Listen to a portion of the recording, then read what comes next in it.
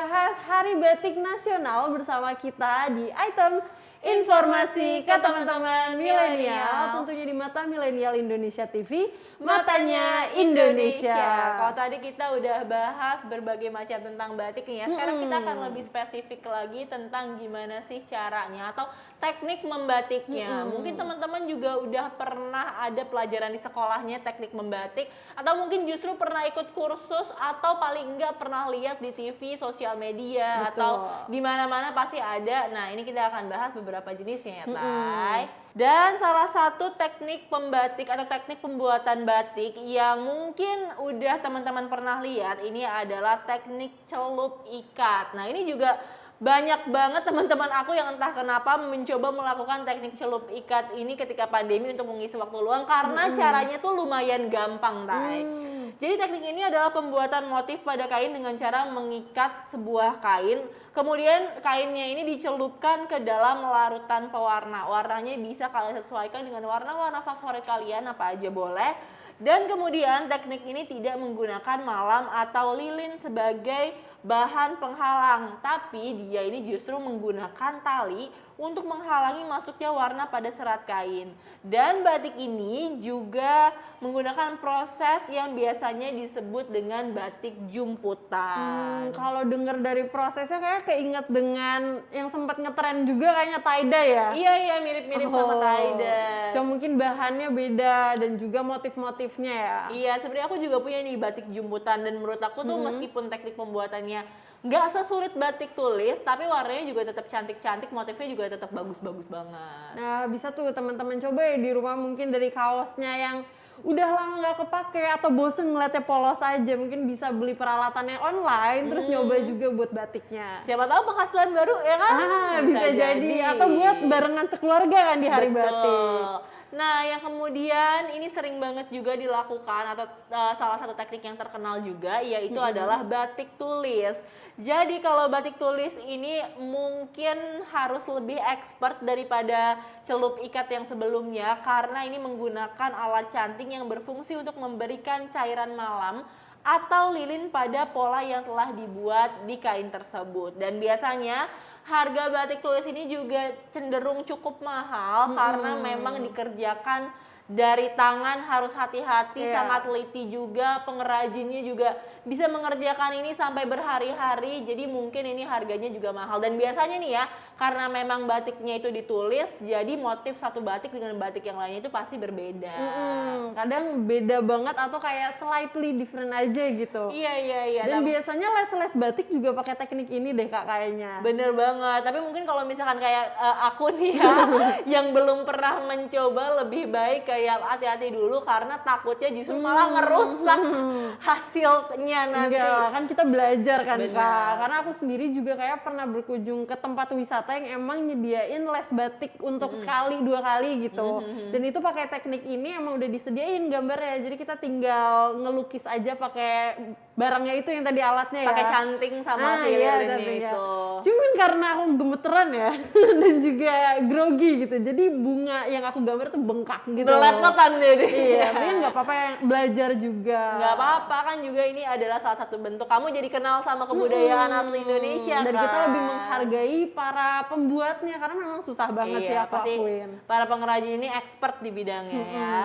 Dan next selanjutnya adalah teknik cap. Nah, kalau ini mungkin nggak sesulit batik tulis tadi karena ini menggunakan alat canting cap yang timbul juga, di mana canting cap ini akan dicelupkan ke cairan malam itu, kemudian dicapkan ke kain. Nah, karena itu udah lebih modern ya Kak, berarti ada yang jauh lebih modern lagi, yaitu teknik printing. Seperti namanya, teknik printing ini udah nggak fully manual lagi, di mana udah nggak digambar atau ditulis, tapi teknik ini dicetak atau disablon menggunakan alat printing. Jadi mungkin esensinya juga beda, tapi menurut aku pasti sama-sama cantiknya dengan kain-kain yang lain ya. Atau ini kalau misalkan mau dibikin dengan jumlah yang besar, jadi daripada lama kan batik tulis harus berhari-hari untuk menghasilkan satu kain, printing lebih recommended ya. Iya, jadi mungkin untuk all shop ya yang biasanya jual kain batik, terus habis itu motifnya memang tidak tersedia banyak, jadi lebih efisien dan efektif kalau pakai teknik printing ini. Betul banget. Selain itu juga ada teknik colet atau teknik lukis. Jadi untuk untuk pembuatan batik menggunakan teknik ini itu dengan mengoleskan pewarna kain batik atau pewarna kain lainnya dengan menggunakan kuas, kemudian baru dilukis motifnya di atas kain tersebut. Jadi kainnya dicat dulu, diwarnain dulu, baru nantinya dilukis. Dan menurut aku ini pasti sama susahnya dengan yang tadi ya, karena butuh ketelitian dan juga kreativitas sih menurut aku. Bener banget, dan menurut aku juga ya Taya, ini para pengrajin batik itu emang harus punya jiwa seni yang tinggi ya kan, supaya bisa menghasilkan kain-kain batik yang tadi nggak menghilangkan nilai budaya dan sejarahnya, tapi juga indah dipandang mata gitu ya. Betul banget, karena pas aku SMA kalau nggak salah aku juga pernah ada tugas itu suruh buat motif batik. Dan aku kira wah gampang sih ya, tinggal lihat Google, tahunya enggak ya, dan capek juga, padahal itu kan sekertas HVS kan. Apalagi ya kan, sekain bermeter-meter gitu kan. apalagi buat dress dan sebagainya, aduh nggak kebayang sih aku. Jadi wajar banget kalau harganya mahal. Tapi ngomong-ngomong tadi gimana Taya pengalamannya untuk membuat motif batik. Ngomong-ngomong motif batik, seperti yang udah aku singgung di awal juga, bahwa Indonesia ini kaya banget dengan berbagai macam motif batik. Setiap daerah punya motif batik khasnya masing-masing. Dan aku akan memberitahu kalian semua, ini adalah motif batik khas dari Nusantara yang mungkin bisa kalian jadikan referensi kalau misalkan kalian mau beli batik untuk Hari Batik Nasional nanti. Jadi kalau berkunjung ke tempat-tempat itu tuh nggak cuma kulinernya aja ya kayak yang dibeli, tapi batiknya juga. Betul banget. Nah, yang pertama ini adalah batik Parangkusumo. Ini asalnya berasal dari kota Solo, Jawa Tengah. Dan ini memiliki motif klasik, bentuknya itu kayak lautan ombak kayak gitu loh. Jadi biasanya juga warnanya putih, coklat, hitam, kurang lebih yang kayak gitu.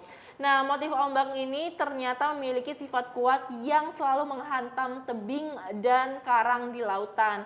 Hal ini juga menggambarkan bahwa sebuah kehidupan harus dijalani dengan penuh usaha dan juga kerja keras. Wah, berat banget ya. Mungkin baju ini cocok dipakai kalau mau kerja. Bener. Jadi tiap ngaca termotivasi lagi kan untuk usaha lebih keras lagi gitu. Bisa ya, supaya tetap semangat gitu ya, nggak lemes gitu. Nah, selanjutnya ini aku punya juga nih batik ini salah satu batik yang menurut aku lucu banget motifnya dan aku suka, yaitu adalah batik Megamendung. Ini adalah motif khas dari Cirebon, Jawa Barat. Dan ini juga ditampilkan dengan 7 gradasi warna yang berlapis serta pemilihan 7 warna melambangkan dari tujuan hidup manusia. Wah, dan biasanya motif ini tuh digunakan ketika tugas gambar karena nggak padat kan. Bener. Kalau kayak motif kakak gitu kan harus full kan satu kertas. Iya, Kalau iya, Megamendung biasanya masih berjarak, jadi juga nggak terlalu menguras energi gitu. Nggak terlalu pegel gitu ya warnainnya ya. Dan bisa cantik juga kan, walaupun Bisa. nggak seramai batik-batik yang lainnya gitu mungkin. Betul. Selain itu juga ada batik Lasem. Batik ini berasal dari Rembang, Jawa Tengah dan memiliki 3 motif utama yang memiliki filosofinya masing-masing. Motif pertama ada motif naga yang memiliki filosofi sebagai pembawa keberuntungan dan juga kesejahteraan untuk manusia. Selain itu juga ada motif burung hong yang memiliki filosofi kejujuran, keadilan, dan juga murah hati. Dan motif ketiga ada Sekar Jagat yang menggambarkan keanekaragaman di dunia yang terasa indah, damai, dan juga harmonis. Jadi walaupun ini hanya sekain batik kan orang mikirnya, tapi taunya maknanya dalam banget dan unsurnya sangat jelas gitu loh. Bener banget, dan ini juga sering banget dipelajarin bahwa katanya nih ya, setiap batik itu kan memiliki nilainya masing-masing. Nah, itu juga tuh yang bisa membangkitkan aura-aura kita sebagai yang memakai, jadi kayak lebih menyatu gitu dengan batiknya. Mungkin bisa dibilang kayak kita pakai baju ini kita juga membawa doa kan, karena kan ada simbolnya tersendiri. Betul. Selain itu juga ada batik Sidoluhur yang merupakan batik asal Solo dan seringkali dipakai untuk upacara perkawinan, di mana batik ini biasanya digunakan oleh pengantin wanita saat malam pengantin tersebut. Dan batik ini dibuat sebagai doa untuk si pemakai supaya mendapatkan hidup yang sehat baik jasmani maupun rohani, dan juga menjadi orang yang terhormat dan juga bermartabat. Wah, aku baru tahu nih ada batik Sidoluhur yang maknanya ini untuk pengantin wanita. Kalau kita tahu kan biasanya untuk pengantin wanita itu biasanya kebaya, tapi ada juga ternyata batik ya. Mungkin bawahannya Bawahannya Kak, ya, bawahannya, benar-benar Kak. benar. Jadi bagi kalian orang Solo atau berasal dari Solo atau ingin menikah dengan adat Solo, mungkin batiknya nih harus disayang-sayang, Betul. jaga baik di lemari karena ada doanya juga kan. Banget. Dan yang terakhir ada batik Kamoro. Jadi kalau tadi kayaknya seputar Pulau Jawa, kali ini batiknya berasal dari Papua.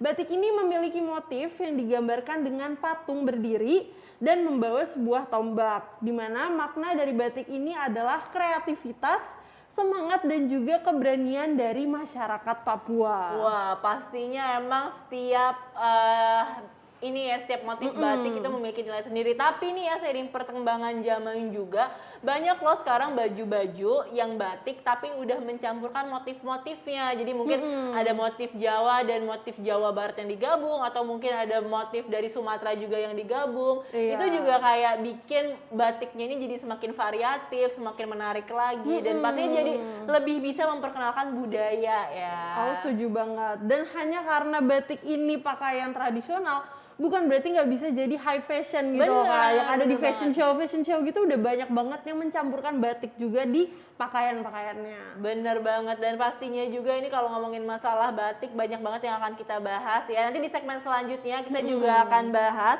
mengenai desainer-desainer yang punya mahakarya atau terkenal dengan karya seni dari batiknya sendiri. Pastinya ini desainer-desainer kebanggaan Indonesia ya, Betul. Tay. Dan berkat beliau-beliau juga batik makin dikenal ke mancanegara. Jadi go internasional. Betul banget. Jadi kalau kalian penasaran jangan kemana-mana, tetap di Items Informasi ke teman-teman milenial.